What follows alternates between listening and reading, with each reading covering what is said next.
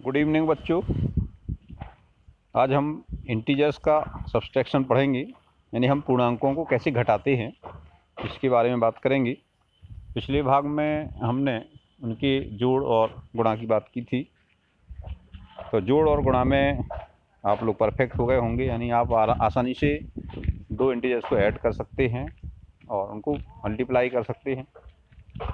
आज हम बात करेंगे इसके सब्सट्रैक्शन की।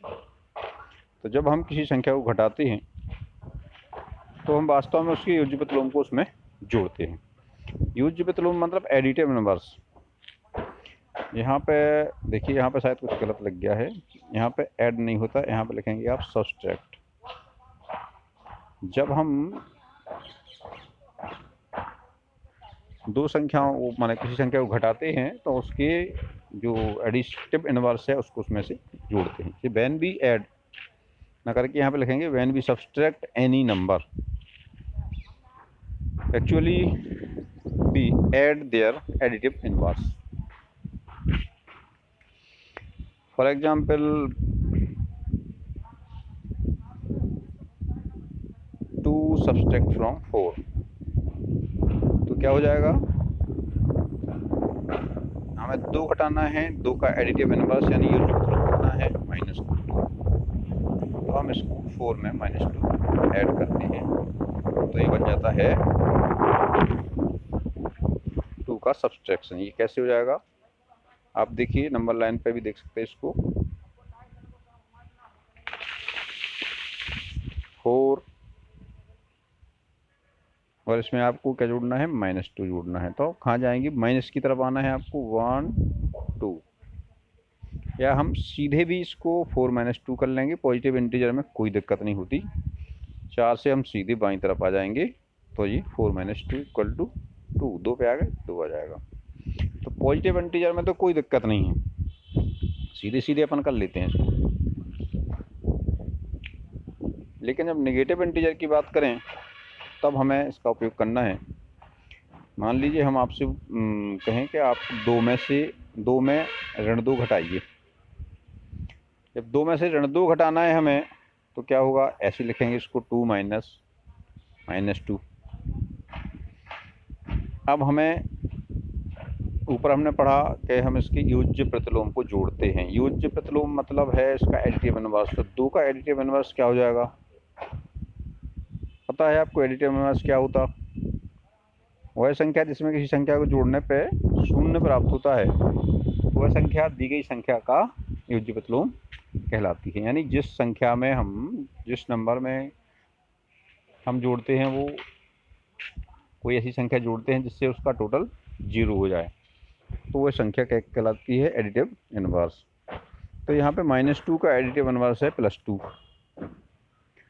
तो यहाँ पे हम 2 में +2 ऐड कर देंगे। इस तरह से ये आंसर क्या मिल जाएगा हमारा? 2 और फिर +2 ऐड करेंगे तो 4 हो जाएगा। तो ये हो जाएगा 2 + 2 = 4। यहाँ में ध्यान देना है, हम लोग ऐसे भी समझ सकते हैं इसको, 2 - -2। तो ये माइनस और माइनस का जब गुणा होता है, यानी यहाँ पे क्या होता है? मल्टीप्लाई होता है जी। तो ये क्या हो जाएगा? माइनस माइनस इंटरेक्शन करेंगे तो ये प्लस में चेंज हो जाएगा।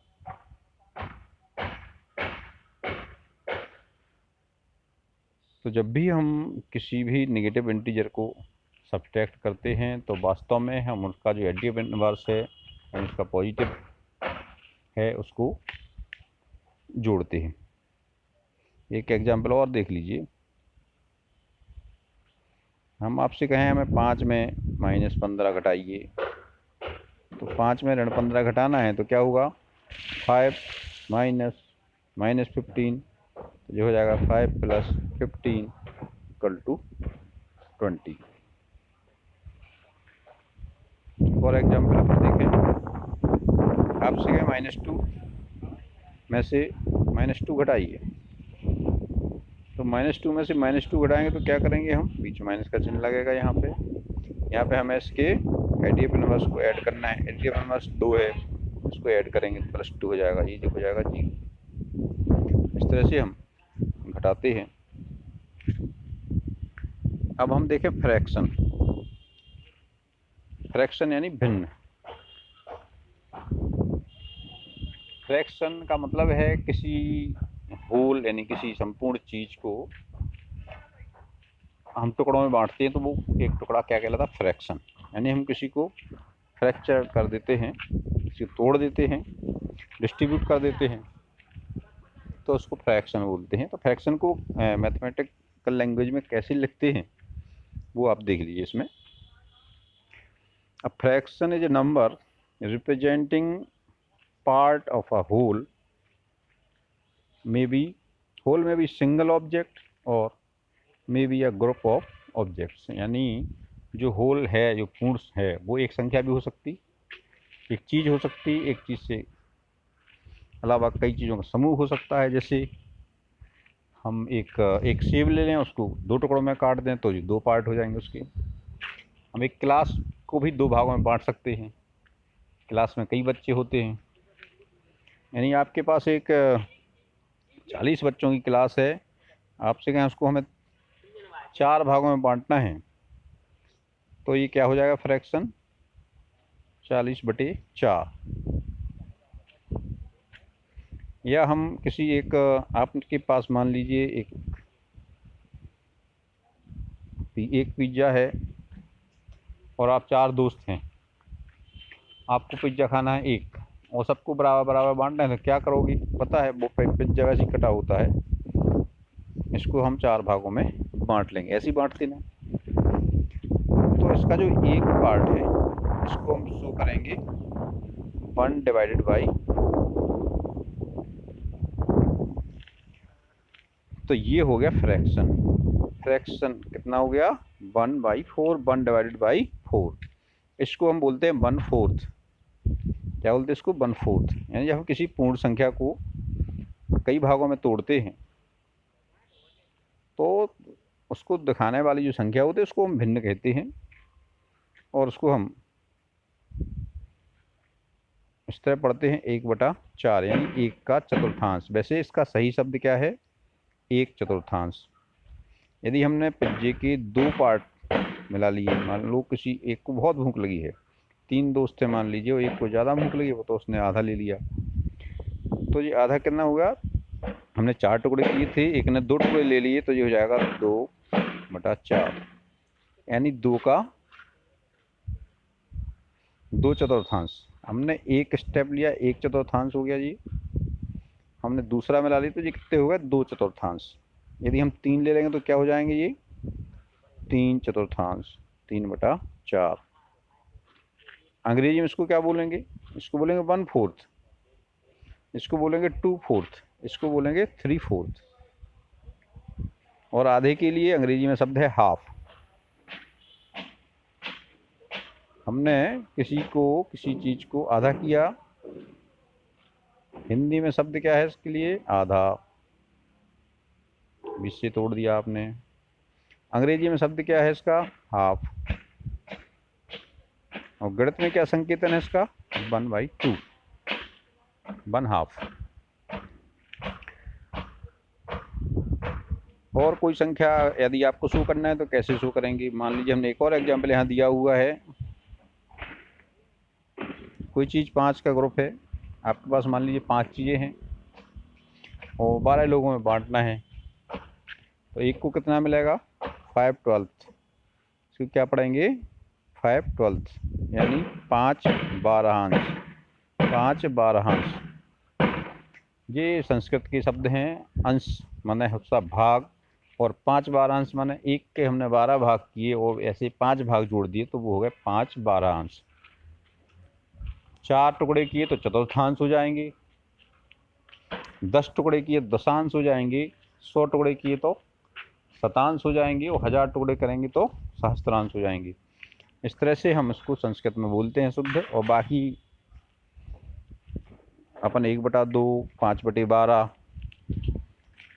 इस तरह बोलते हैं शॉर्ट में, पूरा सेंटेंस पूरा नहीं करते हैं। 5/12 ऐसा भी बोलते हैं कई लोग, 5/12 या 5/12। तो सीधा सीधा अर्थ है उसका 5/12 में, यानी 5 को 12 भागों में बांटा गया, या 5/12 यानी 5 के 12 भाग किए गए, इस तरह से ये भिन्न का जो नोटेशन है ये दो भागों से बनता है। इसके दोनों भागों के अलग अलग नाम हैं। जो भाग ऊपर रहता है यानी जो होल है, होल रिप्रेजेंटेड बाय न्यूमरेटर, इसको अंश बोलते हैं। यहाँ पे 5 है, ये आपका न्यूमरेटर हो गया। और कितने भागों में बांटा गया यानी हाउ मैनी पार्ट्स, ये आ गया डिनोमिनेटर। इसको बोलते हैं हिंदी में हर। ऊपर जो लिखा जाता वो न्यूमरेटर है और नीचे जो लिखा जाता वो है डिनोमिनेटर, अंश और हर। हम फ्रैक्शंस को आप नंबर लाइन पे भी शो कर सकते हैं। देखिए यहाँ पे नंबर लाइन बनी हुई है और यहाँ पे हम फ्रैक्शन को शो करेंगे। आप यहाँ मान लीजिए आपको 1/2 शो करना है, हाफ करना है, तो क्या होगा, ये 0 से 1 तक है। अब ये होल नहीं है, 1 तो नहीं है, 1 के 2 पार्ट हुए। यहाँ से यहाँ तक हो जाएगा 1/2, आधा इधर और आधा इधर। 1/2 ये हो गया और नेक्स्ट 1/2 ये हो गया। यदि मान लीजिए आपको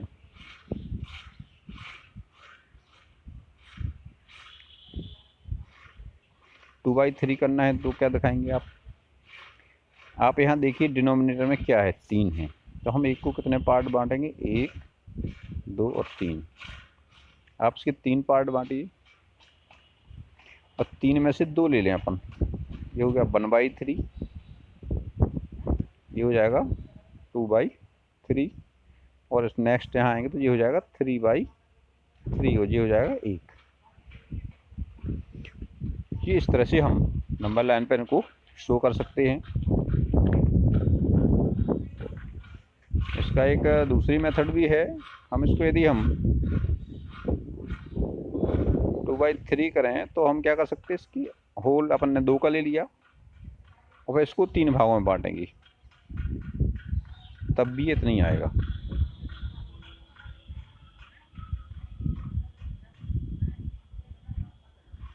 अपन ने होल 2 लिया, उसको हमने 3 भागों में बांट दिया, तो ये 2/3 ये आएगा।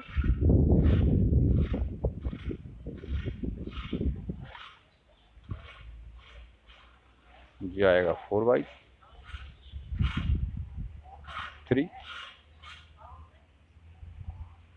इस तरह से ये वैल्यू इसकी आ जाएगी। अब जब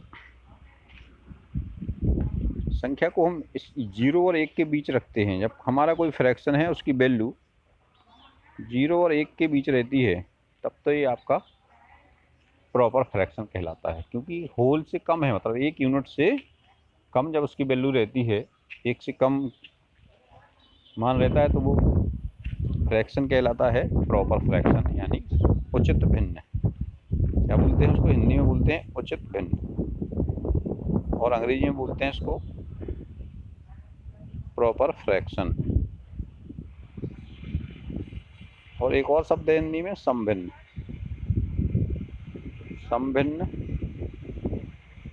उचित भिन्न या proper fraction.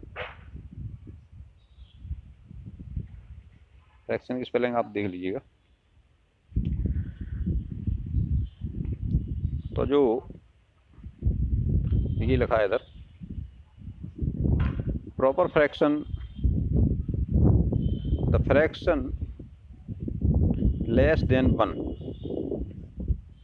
Call proper fraction. यानी जिस फ्रैक्शन, जिस भिन्न की का मान 1 से कम होता है वो भिन्न उचित भिन्न या समभिन्न कहलाती है। और इसके अतिरिक्त जो भिन्न होती हैं जिनका मान 1 से ज़्यादा होता है उसको हम विषम भिन्न कहते हैं। अंग्रेजी में उसको इम्प्रॉपर फ्रैक्शन कहा जाता है। The fraction greater than 1 are improper fraction. और हम ये भी बता सकते हैं कि जिस भिन्न में अंश का मान हर से अधिक हो वो विषम भिन्न यानी इम्प्रॉपर फ्रैक्शन कहलाती है। यानी numerator is greater than denominator then the fraction call improper fraction. यानी जिसका अंश हर से बड़ा हो वो भिन्न विषम भिन्न कहलाती है, और जब अंश हर से छोटा हो तो वो भिन्न क्या कहलाएगी? सम भिन्न कहलाती है। बस ये इसकी कसौटी है। और जब भी हम उसको नंबर लाइन पर शो करेंगे तो 0 और 1 के बीच में आएगी, वो है आपकी प्रॉपर फ्रैक्शन। यदि आपका ये इसके इस एरिया में आ रही है तो ये प्रॉपर फ्रैक्शन रहेगा, और इससे बाहर जा रही है तो ये इम्प्रॉपर फ्रैक्शन हो जाएगा। एग्जाम्पल हम देख लें। यहाँ पे हम यदि 4/3 करें यानी 4/3 करें तो क्या होगा? आपको पता है 1/3 कितना होता है? 1 के 3 हिस्से करेंगे 1/3 रहेगा। यहाँ पर 1/3 2/3 3/3 और 4/3, तो 1 के आगे आएगा, यहाँ आएगा 4/3। तो ये क्या है? प्रॉपर फ्रैक्शन नहीं है। ये क्या हो जाएगा? Improper fraction. क्या है देखिए आप, 4 is greater then 3, numerator is greater than denominator, so this fraction is a improper fraction. यदि हम 3/5 करें यानी 3/5 करें तो ये आपका प्रॉपर फ्रैक्शन होगा, क्योंकि 3 is less than 5, numerator is less than denominator, this fraction is a proper fraction. यानी एक सम भिन्न है, उचित भिन्न है, क्योंकि इसका हर अंश से बड़ा है। इसको हम 0 से 1 के बीच में शो कर सकते हैं। इसकी 1 के 5 भाग करिए और 5 में से तीसरा भाग लीजिए, 3/5 हो जाएगा। अब हम इसको देखते हैं, जो आपकी जो विषम भिन्न है यानी इम्प्रॉपर फ्रैक्शन है, इसको हम एक दूसरे प्रकार से भी इसको शो कर सकते हैं। इसका जो लिखने का तरीका है, एक और तरीका है, उस तरीके को हम मिश्र भिन्न के रूप में लिखना कहते हैं। तो जो इसको मिक्स्ड फ्रैक्शन भी बोला जाता है। Mixed fraction is a combination of a whole and a part, यानी एक पूरा और एक उसका भाग, यानी ये दोनों का कॉम्बिनेशन यानी उसका जोड़ रहता है। तो इसको ही हम इम्प्रॉपर फ्रैक्शन की जगह पर लिख सकते हैं। तो इम्प्रॉपर फ्रैक्शन को भी हम मिक्स्ड फ्रैक्शन की तरह लिख सकते हैं। ये जो मिक्स्ड फ्रैक्शन है,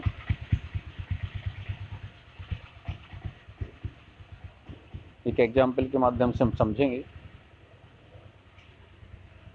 जैसे 5/3 है और इसको हम 1 सही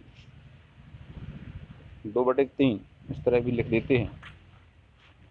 और ये इसमें एक तो आपका होल है यानी पूर्ण है, और 2/3 एक फ्रैक्शन है यानी एक भिन्न है। तो ये अंश और पूर्ण दोनों का एक कॉम्बिनेशन रहता है। और यदि हम इसको निकालने की मेथड देखें तो कैसे निकालते हैं? आप 3 का भाग 5 में दीजिए और जो पूरा भाग चला जाएगा जितने में, वो आपका पूर्ण हो जाएगा, और जो शेष बचेगा वो भिन्न हो जाएगी। आपने 3 का भाग 5 में दिया तो क्या होगा?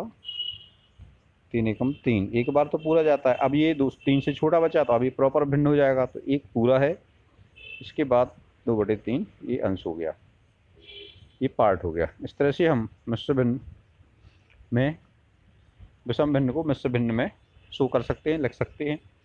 तो मिश्र भिन्न को हम इम्प्रॉपर फ्रैक्शन यानी आपका विषम भिन्न की तरह दर्शा सकते हैं, और विषम भिन्न को मिश्र भिन्न की तरह दर्शा सकते हैं। देखिए एग्जाम्पल यहाँ पे ये आएगा 12/5 है, 12/5 है। अब हमें इसको मिश्र भिन्न में दर्शाना चाहें तो कैसे दर्शाएंगे? आप 5 का भाग दीजिए 12 में, 5 दूनी 10, 10 बार 2 बार चला जाएगा, तो 2 तो आपका पूरा हो गया। अब 2 आपका शेष बचा, तो हो जाएगा 2 सही 2/5। तो 2 पूर्ण है और 2/5 आपका पार्ट है, अंश है। इसको हम 2/2/5 भी लिख सकते हैं, इसको देख सकते हैं, चेक कर सकते हैं। तो इस तरह से 2 और 2/5 जो हो जाएगा।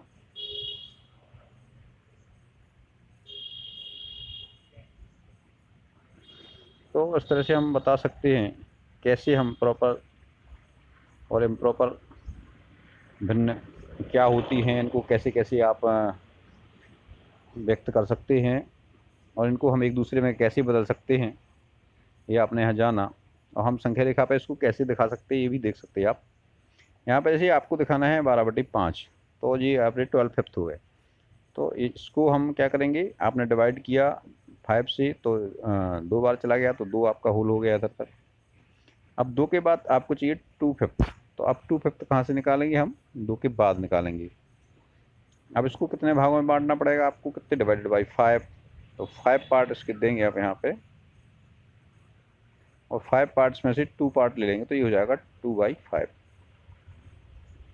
तो यहाँ पर जो पॉइंट आएगा आपका ये होगा 2 सही 2/5। तो आपका ये क्या जाएगा, 2 सही 2/5।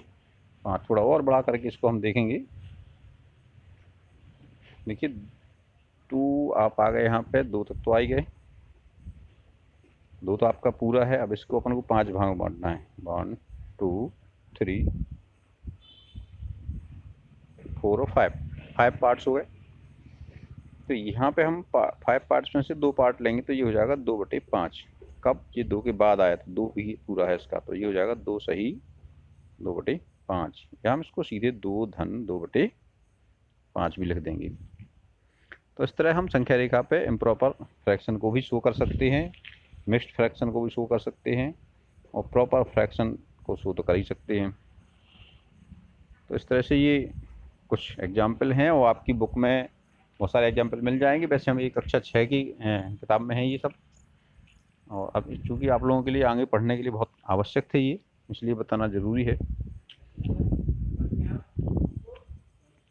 यदि कुछ इसमें समझ में नहीं आ रहा हो, कोई ऐसी प्रॉब्लम हो, तो आप शेयर कर सकते हैं, पूछ सकते हैं।